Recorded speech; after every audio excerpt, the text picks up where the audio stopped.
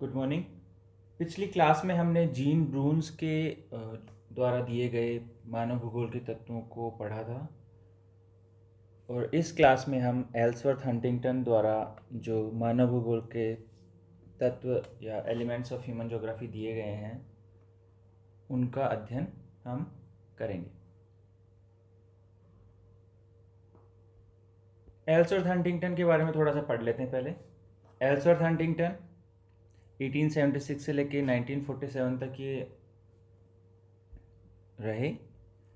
ये जो हैं अमेरिकन भूगोलवेत्ता थे। इन्होंने भूगोल पर 30 से अधिक पुस्तकें लिखी हैं। जो सबसे प्रसिद्ध पुस्तक है इनकी वो है प्रिंसिपल्स ऑफ ह्यूमन ज्योग्राफी, मानव भूगोल के सिद्धांत। इस बुक को पढ़ने से पता चलता है कि जो हंटिंगटन थे ये नियतिवादी विचारक थे। ठीक है, आधुनिक नियतिवादियों में हंटिंगटन का एक प्रमुख स्थान है। इनकी मान्यता थी कि मनुष्य जो है प्रकृति के नियमों से नियंत्रित होते हैं, अर्थात जो डोमिनेटिंग फैक्टर है वो है प्रकृति के नियम। ठीक है, नेचुरल प्रिंसिपल से मानव नियंत्रित होता है। इन्होंने बताया कि मनुष्य की जो उत्पत्ति है वो एशिया में हुई है। ठीक है, और जलवायु को एक प्रमुख नियंत्रक कारक मानते थे। किसका? मनुष्य की क्रियाओं का, मानवीय क्रियाओं का एक प्रमुख कारण ये जलवायु को मानते थे, जिसके कारण मनुष्य प्रवास करता है या फिर जो उत्पादकता है वो निर्धारित होती है। ये जो कहते हैं कि मानव भूगोल भौगोलिक परिवेश से प्रभावित होता है, अर्थात मानव भूगोल है उसके ऊपर भौगोलिक परिवेश का प्रभाव पड़ता है, तो ये नियतिवादी हो गए। ठीक है, मानवीय क्रियाओं एवं गुणों को अंतर संबंधों की प्रकृति और उसके वितरण का अध्ययन के आधार पर उन्होंने देखा। तो जैसे हमने मानव भूगोल के जो 3 प्रिंसिपल्स पढ़े थे उनसे भी ये इनके जो विचार हैं वो तीनों प्रिंसिपल्स में आप देख सकते हो। ठीक है, अब हम भौगोलिक तत्वों की बात करते हैं। तो जैसा कि हमने बताया आपको कि जिनकी जो बुक है मानव भूगोल के सिद्धांत, प्रिंसिपल्स ऑफ ह्यूमन ज्योग्राफी, इन्होंने 1945 में लिखी। उस किताब में इन्होंने मानव भूगोल के तत्वों को डिटेल में बताया है, मानव भूगोल के तत्वों की विवेचना की है। इन्होंने मानव भूगोल को भौगोलिक वातावरण और मानवीय क्रियाओं और गुणों के परस्पर संबंधों के आधार पर इसका अध्ययन किया है। ठीक है, और हंटिंगटन अपने जो वर्गीकरण है उसमें 3 बातों पर ध्यान देते हैं, 3 बातों पर ये विचार करते हैं। कौन कौन सी 3 बातें हैं वो? हंटिंगटन अपने वर्गीकरण में 3 बातों पर विशेष रूप से बल देते हैं। कौन कौन सी वो बातें हैं? पहली है आपकी प्राकृतिक दशाएं या नेचुरल कंडीशंस, दूसरा है जीवन के स्वरूप, और जो तीसरा है वो है मानवीय अभिव्यंजना। इनको हम डिटेल में पढ़ेंगे अभी। ठीक है, तो ये याद रखने की बात है कि अपने वर्गीकरण में 3 बातों पर बल देते हैं। पहला है प्राकृतिक दशाएं, दूसरा है जीवन के स्वरूप और तीसरा है मानवीय अभिव्यंजना। नेक्स्ट स्लाइड में देखते हैं। देखो, प्राकृतिक दशाओं की जो ये बात करते हैं, 3 बातों पर बल दिया है ना। जो पहली जो बात है वो है आपकी क्या? प्राकृतिक दशा। तो प्राकृतिक दशाओं पे जब ये बात करते हैं तो उसमें ये स्थिति, भूमि की बनावट, वहाँ की मृदा, जलवायु, जलाशय, ठीक है, खनिज संसाधन, और ये है जलवायु को ये सर्वाधिक इम्पोर्टेंस देते हैं, इनको सम्मिलित करते हैं। तो जो भी आप नेचुरल चीज़ें, प्राकृतिक चीज़ें आप देखते हैं आसपास, उन सभी को ये प्राकृतिक दशाओं में सम्मिलित करते हैं। और जो जीवन का स्वरूप है, ठीक है, उसके अंतर्गत ये देते हैं पादपों को, पशुओं को, मनुष्य को। पौधे, पशु और मनुष्य को ये जीवन के स्वरूप के अंतर्गत सम्मिलित करते हैं। आप देखोगे कि पादप और पशुओं पर भी प्राकृतिक परिस्थितियों का प्रत्यक्ष या अप्रत्यक्ष प्रभाव पड़ता है, जिससे वो मानव जीवन को प्रभावित करते हैं। ठीक है, तो ये जो तीनों इन्होंने बात बताई हैं वो एक दूसरे से प्रभावित होते हैं। लेकिन प्रेजेंट टाइम में आप देखोगे कि जो मनुष्य है उसको केंद्रीय प्रवृत्ति माना गया है, उसको केंद्र में माना गया है। मानव भूगोल की केंद्रीय इकाई किसको माना गया है? मानव को। मानव भूगोल की प्रमुख इकाई या केंद्रीय इकाई मानव को माना गया है, जिसके कारण अपने अध्ययन में इन्होंने मानव को सर्वाधिक महत्व दिया है। ऑल्दो ये एक एनवायरमेंटल डिटर्मिनिस्टिक हैं या पर्यावरण नियतिवादी हैं, लेकिन इन्होंने मानव को केंद्र में मानकर अपना अध्ययन किया है। हंटिंगटन अपने वर्गीकरण में जीवन के 3 स्वरूपों की बात करते हैं। तो यहाँ बोला ना, जीवन के स्वरूप के अंतर्गत ये 3 चीज़ों को सम्मिलित करते हैं। कौन कौन से हैं? पहला है प्लांट्स, दूसरा है मानव एनिमल्स या पशु, और तीसरा है मानव। तो हंटिंगटन अपने वर्गीकरण में 3 पशुओं की बात 3 स्वरूपों की बात करते हैं। उसमें है पादप, पशु और फिर है मनुष्य। अब इसमें एक बार शॉर्ट में आप देख सकते हैं, तो जो पौधे हैं उसके अंतर्गत क्या है कि मानव जीवन में पादपों का विशेष महत्व होता है। ठीक है, ये हमारे कॉम्प्लीमेंट्री हैं या पूरक हैं, अर्थात मानव और पादप दोनों एक दूसरे को प्रभावित करते हैं। किसी भी स्थान के पारिस्थितिक संतुलन के लिए वहाँ कम से कम 30% पादपों का होना चाहिए, ऐसा इन्होंने कहा। ठीक है, एग्जाम्पल देते हैं कि जो टुंड्रा की जलवायु है वो असाध्य है या कष्टपूर्ण है। क्यों? क्योंकि वहाँ पर वनस्पति का अभाव पाया जाता है। इसी प्रकार से मरुस्थलीय क्षेत्रों में भी वनस्पति का अभाव पाया जाता है। पौधों का सिग्निफिकेंस क्या है? पादप एक संसाधन की भांति काम करते हैं, जो हमें अनाज, घास आदि जिनसे हमें प्राप्त होता है। किसी जगह की वनस्पति को देख के आप बता सकते हो कि वहाँ की जलवायु कैसी है। ठीक है, इसके अलावा जो पादप हैं वो अपनी परिस्थिति को प्रभावित करते हैं, ऐसे हंटिंगटन के विचार थे, ऐसा वो मानते थे। इसके बाद में पादप के बाद में आते हैं पशु। पशुओं की भांति पादपों की भांति पशुओं का भी मानवीय जीवन में बहुत अधिक महत्व है।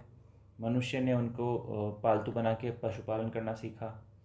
ठीक है, इसके अलावा बहुत सी कृषि क्रियाएं जो होती थी आदिम काल में, उनके लिए पशुओं का उपयोग किया जाता था। पुराने टाइम में यातायात के साधन के रूप में भी पशुओं का यूज़ किया जाता था। तो खाद्य सामग्री के लिए भी और यातायात के लिए भी, दोनों ही कार्यों के लिए पशुओं का उपयोग किया जाता था। इसके बाद में तीसरा जो स्वरूप है उसमें है आपके मनुष्य, मानव। ये मानव भूगोल का केंद्रीय बिंदु मानते हैं मानव को। ठीक है, और दूसरी बात यह है कि ये कहते हैं कि प्रकृति में जितना भी विकास या उन्नति आप चारों तरफ देखते हो वो क्यों है? एक तो है मानवीय बुद्धिमत्ता की वजह से, और दूसरा है उसकी कार्यकुशलता के कारण। तो ये मानवीय बुद्धिमत्ता और कार्यकुशलता को पर्याप्त महत्व देते हैं। ये तुलना करते हैं मानव की पशुओं से। तो उस तुलना का जो मेन, दोनों में अंतर का जो मेन डिफरेंस है वो है, एक तो मानवीय बुद्धि या उसको बोलते हैं मस्तिष्क व चेतना। ठीक है, और ये जो मस्तिष्क और चेतना है यही मानव को थोड़ा यूनिक बनाती है, विशेष बनाती है, और ये उसको एक रीज़न देती है जिससे वह प्रकृति में परिवर्तन करता है, अनुकूलन करता है या उसके साथ समायोजित होता है। ठीक है, मानव प्राकृतिक वातावरण में रहते हुए अपने जीवन को सुखी और संपन्न बनाने के लिए प्रयास करता रहता है। ये जो प्रयास है वही उसके अनुकूलन और समायोजन के रूप में जाना जाता है। मनुष्य एक क्रियाशील प्राणी है। सेम बात जो हमने पहले मानव भूगोल के सिद्धांतों में करी थी, जो पहला सिद्धांत था क्रियाशीलता का सिद्धांत, ये भी वही बात बोलते हैं कि मानव जो है वो एक क्रियाशील प्राणी है। डेविस जो है उसको एक भौगोलिक कारक के रूप में भी स्वीकार करता है। Man as a geographical factor, जिसको ये डेविस बोलते हैं। डेविस के बारे में हम बाद में बात करेंगे। तो ये 3 हमने देखे। हंटिंगटन ने अपने वर्गीकरण में जीवन के 3 स्वरूप जो देखे, उसमें पौधे, पशु और मनुष्य, तो तीनों को हमने देखा। इसके बाद में हंटिंगटन मानवीय आवश्यकताओं और कार्यों, उनको 4 भागों में बांटते हैं। वो 4 कार्य और 4 आवश्यकताएं कौन सी हैं? पहला है मानव की पार्थिव आवश्यकताएं। उसके बाद में है ये जो आवश्यकताएं हैं उनकी पूर्ति करने के लिए मानव द्वारा किए गए प्रयत्न। तो मानव प्रयत्न कैसे करता है? विभिन्न व्यवसायों के आधार पर करता है। ठीक है, तीसरा जो है वो है शारीरिक, मानसिक और बौद्धिक विकास और इससे संबंधित सांस्कृतिक उद्दीपन। ठीक है, मतलब कैसे मानव अपने शारीरिक, मानसिक और बौद्धिक विकास के द्वारा अपने आसपास के सांस्कृतिक परिवेश को प्रभावित करता है या उससे प्रभावित होता है, तो सांस्कृतिक उद्दीपन उसके अंतर्गत आएगा। चौथा जो है इसमें आवश्यकताएं, वो है मानव की उच्च आवश्यकताएं। ये आवश्यकताएं वो होती हैं जो मानव को उसके सांस्कृतिक विकास में योगदान हेतु उसको तैयार करती हैं या संभव बनाती है सांस्कृतिक योगदान को। ठीक है, तो इसको एक बार रिपीट कर लीजिए। मानवीय आवश्यकताएं और कार्यों को हंटिंगटन 4 भागों में बांटता है। पहला, उनकी पार्थिव आवश्यकताएं। ठीक है, इन आवश्यकताओं की पूर्ति करने के लिए उसके द्वारा किए गए व्यवसाय। उसके बाद में है सांस्कृतिक उद्दीपन।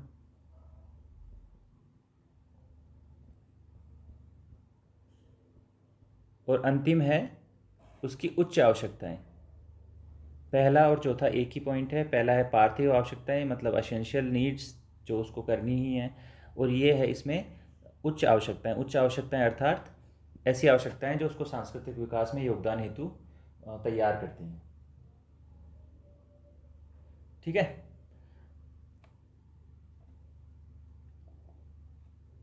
अब इसमें एक चार्ट देखते हैं हम।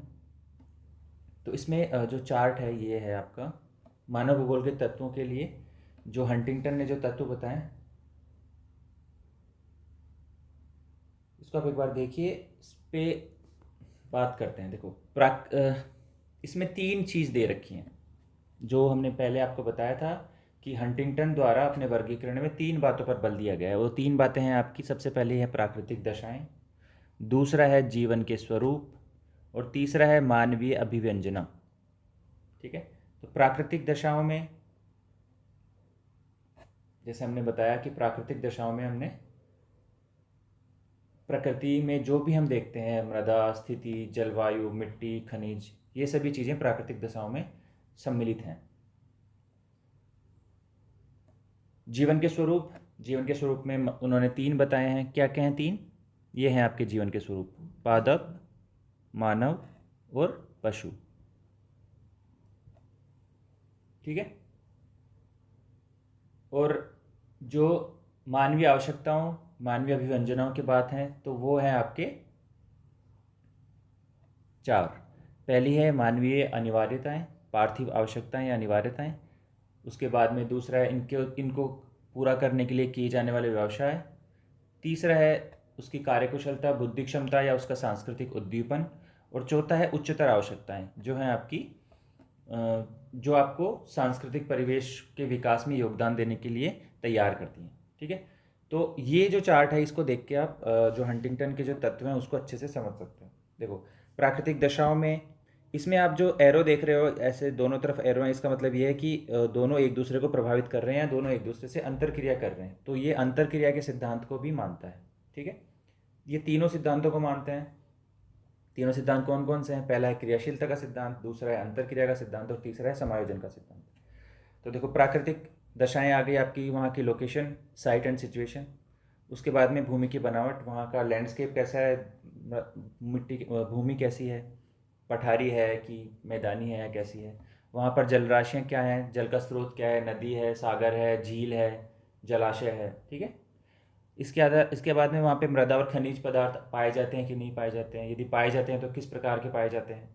और फिर है जलवायु, जिसको ये विशेष महत्व प्रदान करते हैं। तो ये जो प्राकृतिक दशाएं हैं वो परस्पर एक दूसरे को प्रभावित करती हैं तथा एक दूसरे से प्रभावित होती हैं। इसमें पौधे, मानव और पशु जो जीवन के स्वरूप हैं वो इनसे प्रभावित होते हैं। ठीक है, किनसे प्रभावित होते हैं? प्राकृतिक दशाओं से। उसके बाद में वो परस्पर अंतरक्रिया करते हैं और वो मानवीय अभिव्यंजना को दर्शाते हैं। तो मानवीय अभिव्यंजना में जैसे मैंने बताया आपको कि उसमें 4 हैं आपके, या मानवीय आवश्यकताएं या मानवीय कार्य इसको बोल सकते हो। ये कार्य भी हैं आपके, ये आपके 4 हैं, जिसमें अनिवार्य आवश्यकताएं हैं कुछ, जैसे रोटी, कपड़ा, मकान तो होगा ही होगा। इसके अलावा ये सम्मिलित करते हैं उसमें यातायात के साधन और कुछ औजार या टूल्स। औजार या टूल्स वो वाले हैं जिनको वो अपनी आधारभूत व्यवसाय करने में उपयोग करेगा। जैसे औजारों का उपयोग कर सकता है शिकार करने के लिए, मछली पकड़ने के लिए, पशुचारण के लिए, कृषि के लिए, लकड़ी काटने के लिए, तो उन औजारों को वो सम्मिलित करते हैं। तो भोजन, वस्त्र, घर, औजार और यातायात के साधन, ये आपके हो गए अनिवार्य आवश्यकताएं। उसके बाद में कुछ आधारभूत व्यवसाय हैं। इन अनिवार्य आवश्यकताओं की पूर्ति करने के लिए मानव कुछ आधारभूत व्यवसाय करता है। उसमें कुछ व्यवसाय इन्होंने बताए हैं, जैसे शिकार करना, मछली पकड़ना, पशुचारण, कृषि, लकड़ी काटना, खान खोदना और उद्योग धंधे। तो ये आपके हो गए आधारभूत व्यवसाय। कार्यकुशलता में आप देखोगे तो वर्तमान समय में जो सर्विस सेक्टर है, जो सेवा क्षेत्र है, वो है इसमें सम्मिलित। इसमें है आपका व्यापार और वाणिज्य, स्वास्थ्य और सांस्कृतिक प्रेरणा। ठीक है। ये आप तभी कर सकते हो जब आप शारीरिक, मानसिक और बौद्धिक विकास का स्तर का एक मिनिमम लेवल प्राप्त कर लो। और ये सांस्कृतिक उद्दीपन भी है। सांस्कृतिक उद्दीपन की भांति भी ये काम करते हैं। अंतिम जो पॉइंट है, अंतिम जो मानवीय आवश्यकता और कार्य है या मानवीय अभिव्यंजना है, ये है आपका मनुष्य की उच्च आवश्यकताएं जो उसके सांस्कृतिक विकास में योगदान देती हैं, जिसमें आमोद प्रमोद के साधन या मनोरंजन के साधन, सरकार, शिक्षा, विज्ञान, धर्म और कला साहित्य। ठीक है। तो ये जो हैं आपके, ये हंटिंगटन द्वारा बताए गए मानव भूगोल के तत्व हैं। ये चार्ट है आपको इसमें पूरा एक साथ आप इसमें देख सकते हो। अब इस चार्ट को देखने से आपको एक ध्यान देने की बात इसमें यह है कि हंटिंगटन ने भौतिक दशाओं और मानवीय अभिव्यंजना के बीच जो जीवन का भेद है उसको प्रदर्शित किया है। तो जो जीवन का भेद है या जीवन के स्वरूप है वो तीन है: पौधे, मानव और पशु। तो ये इन दोनों के मध्य कार्यरत है और ये तीनों प्राकृतिक दशाओं से और मानवीय अभिव्यंजनाओं से परस्पर जुड़े हुए हैं। और यही जो चीज़ है, ये सार्वभौमिकता का सिद्धांत या पार्थिव एकता का सिद्धांत है, उसकी पुष्टि करता है। ठीक है। इसमें आप जो एरो मैंने बता दिया आपको कि जो एरो है वो इस बात की ओर संकेत करते हैं कि प्राकृतिक दशाओं के विभिन्न तत्व एक दूसरे से संबंधित है। ठीक है। और इनका प्रभाव मानवीय गतिविधियों पर पड़ता है। ये जो है ना, ये एरो, इसका मतलब ये है कि इन इन चीज़ों का प्रभाव या प्राकृतिक दशाओं का प्रभाव मानवीय गतिविधियों पर या मानवीय अभिव्यंजनाओं पर पड़ता है।